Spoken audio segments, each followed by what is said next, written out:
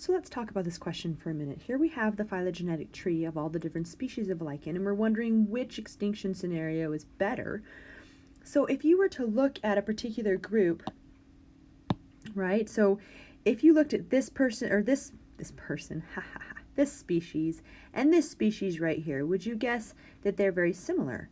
Well, they share a common ancestor somewhere back there, so they do have some similarities.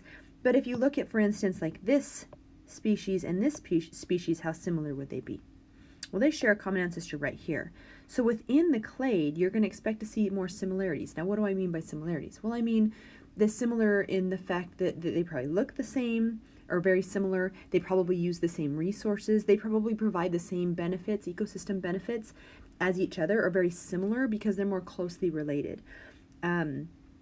Whereas these different ones, that are across species here, or across clades, probably provide very different ecosystem services. So the problem is we can't predict where we're going to lose them or which ones we're actually going to lose. But if we're going to be able to preserve areas and we're looking at extinction scenarios, would you rather lose a whole group that probably performs the same ecosystem service, or is it better to lose one person over here and this person? I call them people all the time because they're all people to me.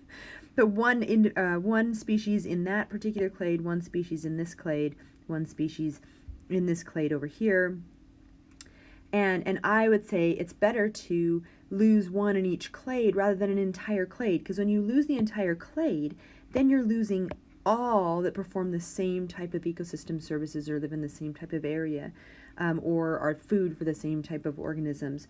Whereas here, if you lose this particular one, then you still have the one right next to it that probably is very similar and could perform similar functions. And you lose this one, but you've got one right next to it that's very similar.